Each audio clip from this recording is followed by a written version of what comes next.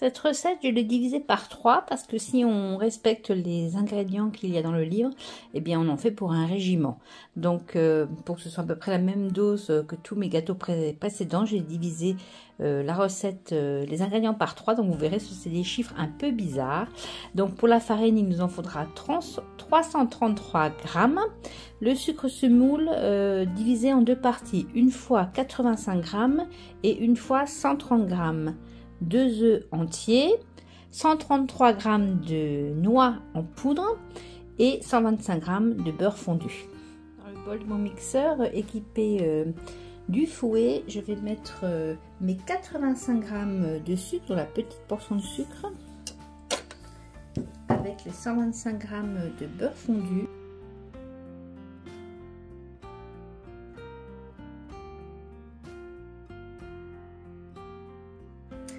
Et je vais battre en mousse ce mélange jusqu'à qu'il blanchisse bien.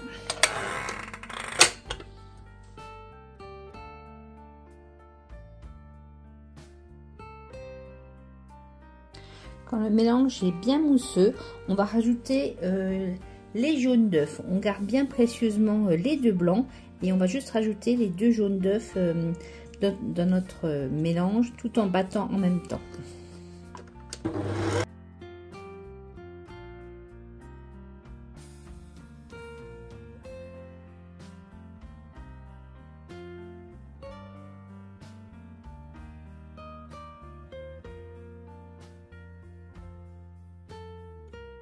Quand tout est bien mélangé, on va enlever notre fouet pour le remplacer par la feuille. On rajoute à ce mélange toute la farine. Et on pétrit jusqu'à obtenir une pâte bien homogène.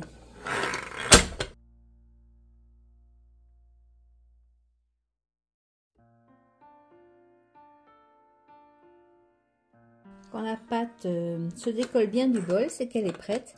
On va la ramener en boule et on va la filmer et l'envoyer un peu se reposer au réfrigérateur.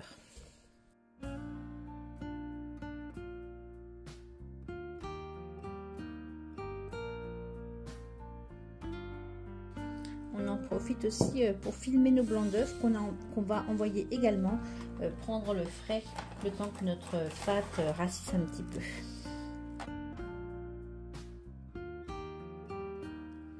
Ma pâte a passé pareil, une nuit au frigo.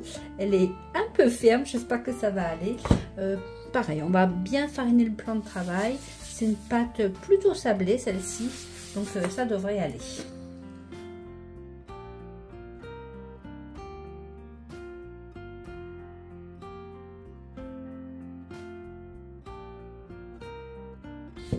On l'étale sur l'épaisseur de 3-4 mm. Avec un emporte-pièce rond, on va remplir nos plaques avec ces petites pastilles rondes. Si vous avez 0 emporte-pièce, eh bien on va le faire comme le faisait ma maman, avec un petit verre à liqueur, un petit verre à schnapps.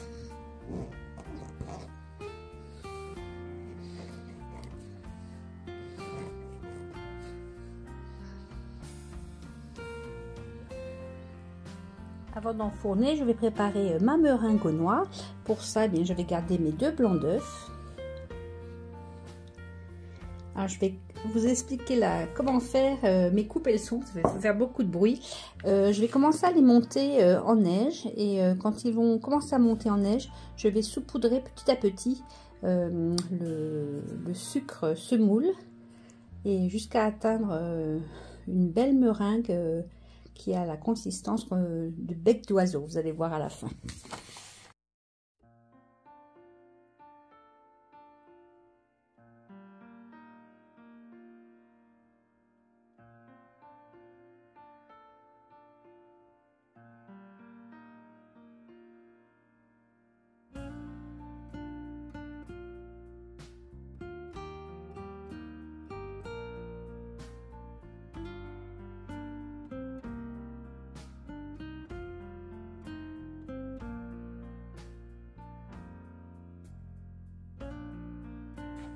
Vous avez comme ça votre meringue qui est bien nacrée et que quand on enlève Les batteurs, ça fait un bec d'oiseau. Je vais vous en refaire un. Voilà. Elle est prête. Quand on a notre belle meringue comme ça bien nacrée, on va rajouter notre poudre de noix. Les noix du jardin. Et on mélange pas comme ça, on mélange en soulevant pour pas casser la belle meringue.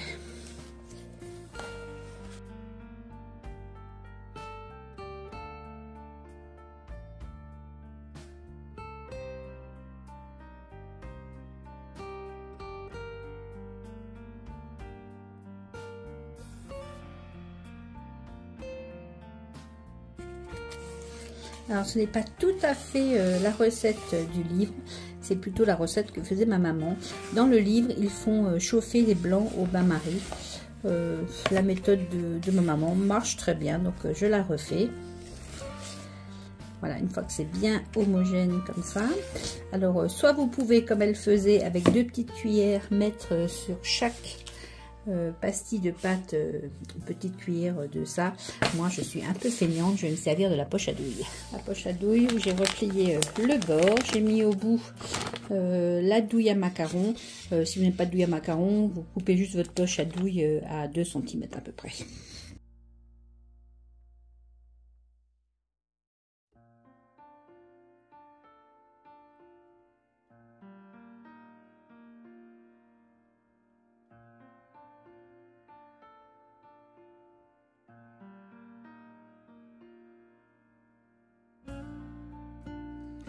On referme la poche, on fait un petit tour,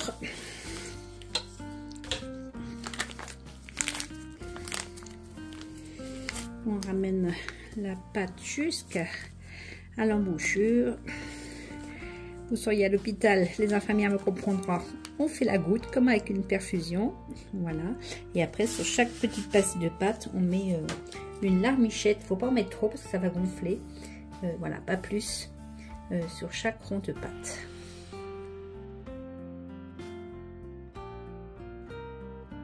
Si comme moi il vous restait un peu de macaronnage, ne le jetez pas. Là je l'ai mis sur une plaque et je vais laisser croûter toute la nuit. Et demain je vais les cuire. Ça fera comme les macarons aux amandes, sauf que ceux-ci seront au parfum noix. C'est parti au four à 180 degrés pour 12 minutes. On gardera au bout de 12 minutes commencé. S'il faut rajouter 1 ou 2 minutes, il faut que les bords soient dorés mais pas grillés. Il ne faut pas que la meringue tombe si jamais ça dure trop longtemps.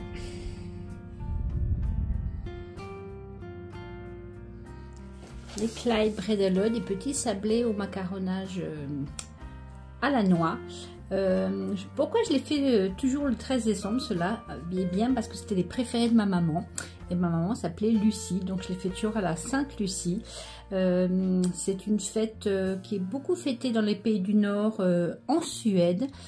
C'est la fête des Lumières parce que Lucie ça vient du romain je crois, et ça veut dire, enfin du latin, et ça veut dire luxe, lumière. Donc c'est pour ça que j'ai mis plein de petites bougies. Là-bas vous verrez des jeunes filles avec des couronnes de bougies sur la tête. Cette recette est tirée toujours de ce livre là, mais comme vous l'avez vu je l'ai adapté, j'en ai fait moins, et surtout le macaronnage je l'ai fait à ma sauce. Pour l'accompagner aujourd'hui, une tisane qu'elle aimait beaucoup aussi, c'est une tisane, certains d'entre vous le connaissent, c'est des brisures de bonbons de la confiserie des Hauts-de-Vosges, et quand on a un peu le rhume, eh bien, elle est parfaite. Allez, on en goûte un.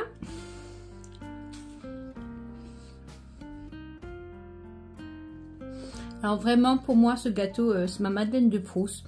Quand je l'ai en bouche, je la revois faire ces gâteaux, nous faire ouvrir les noix, nous aider, enfin il fallait qu'on participe à la confection de ces gâteaux, et elle en faisait des tonnes tellement elle les aimait.